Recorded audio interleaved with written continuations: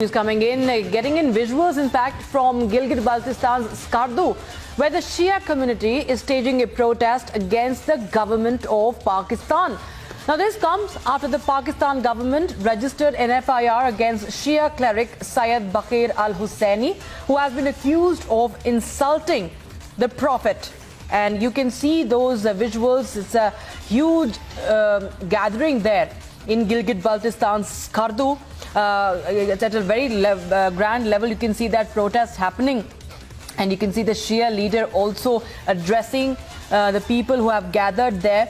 That Shia leader, you can see their very animated actions you can see right now. And this is a protest. You can see that drone video. It's, of course, the huge number of people who have turned out against the government of Pakistan in Gilgit Baltistan, protesting against the ruling dispensation. That is the latest we have, viewers, on your screens right now. Coming in from Gilgit Baltistan, this is a protest in Skardu. Shia community members are holding this this protest against the government of Pakistan. So there you have those visuals, latest coming in from Gilgit Baltistan's Skardu.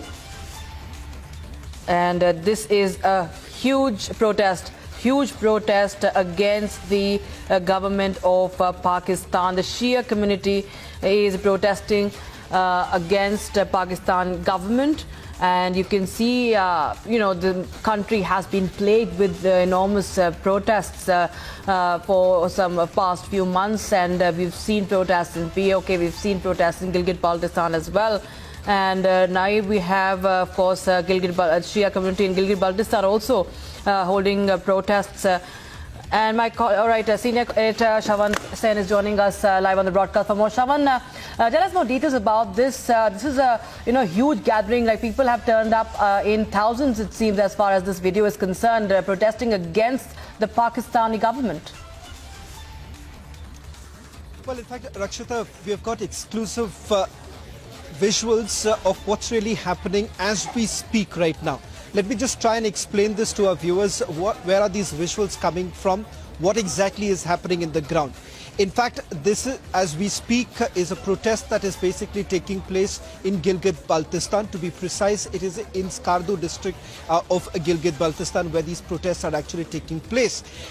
This is because an FIR was actually registered against a Shia cleric who happens to be one of the tallest Shia cleric or leader within the community in Skardu area.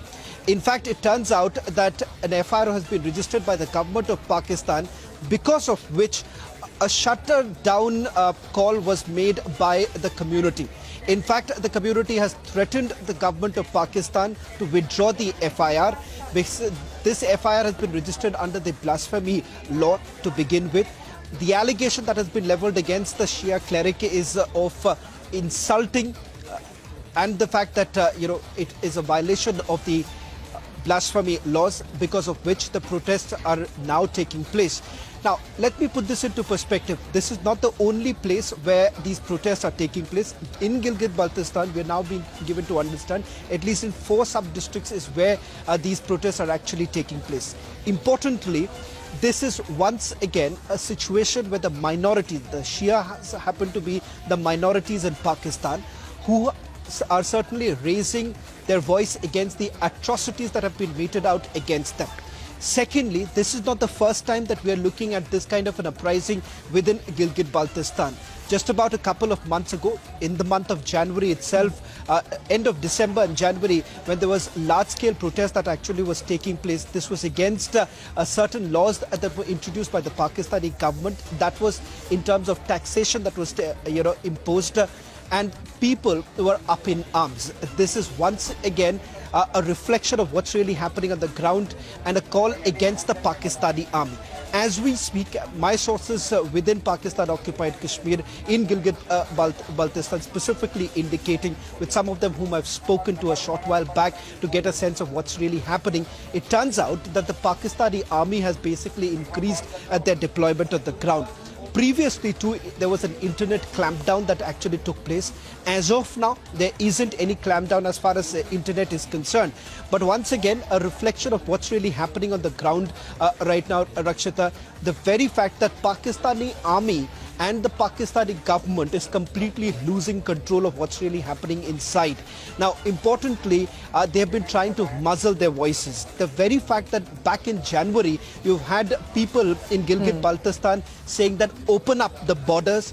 They want to perhaps merge with India, and more importantly, go back to their own family members across, because they said that these were laws that were being introduced by the government of Pakistan in an illegal manner. Something that India has always said, that remember, this is part of India, and the very fact that this has been illegally occupied by Pakistan.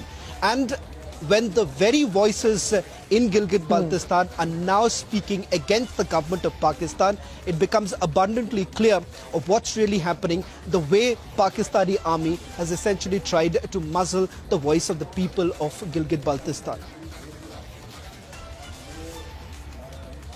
Right. How does this really, in fact, all right, we're getting in some more reactions on this. Major General Sanjay Soi is joining us on the broadcast for more. Major General Soi, this is, this has been happening, as Shravan was really pointing out, that this is not the first time we've seen protests breaking out in Gilgit-Baltistan. And now there's again a large-scale protest that we are witnessing, demonstrations against the Pakistani dispensation in the Gilgit-Baltistan region. How do you react to this? How do you see this? In fact, I fully endorse the views of my previous speaker, in fact, previous expert. I would say that Pakistan has always treated Gilgit-Baltistan as a stepmotherly treatment. They've only given them a stepmotherly treatment. They've never considered them as a part and parcel of Pakistan, and that is the reason the people of the Gilgit-Baltistan area is quite disturbed with the fact that they are not being taken care of. And other thing is that religious hardlinership which is there. In fact, if you see this in Gilgit-Baltistan side, major population is Shia. And in Pakistan, we know that except probably Sunnis, rest everybody is considered as a second-rate citizen. Whether it is a Shias, whether it is Ahmadiyas, or whether it is a Hindus, Christians, Sikhs, nobody else probably is considered to have a proper right of living. And one can just see that whether it is a Muharram procession in the Gilgit-Baltistan, which has again created a problem there, and lodging a case against their leader, Mr.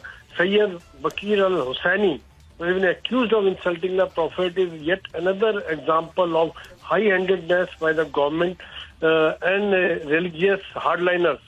So I would say that the Gilgit-Baltistan people have realized, not now, but for many years, and that's why a number of cases of atrocities of them have been reported in the past also. And that is the reason probably they are looking at India, they are looking at the Kashmir people in India, that how they are being treated equally, the kind of opportunities they have, and the openness which India is having, the number of tourists which are visiting Kashmir. It is all now being witnessed by them. They know it. And it is very soon the kind of revolt, the kind of opposition which is coming up. I'm very sure that they themselves are looking forward to joining India. Absolutely. All right. Thank you so much, Major General Soi, for joining us here with your thoughts on this. Of course, as you can see, viewers, it's a massive protest that's broken out against the Pakistani government, and the Pakistani army, the ISI, have always pitted communities against each other, and especially in the Gilgit-Baltistan region, to keep India at bay. But here we have the consequences of that, and now we, of course, are seeing the people of the Gilgit-Baltistan region are realizing now what's been really happening. But thank you so much right now, Shravan and Major General Soi. We will be stepping to a very short break right now, but only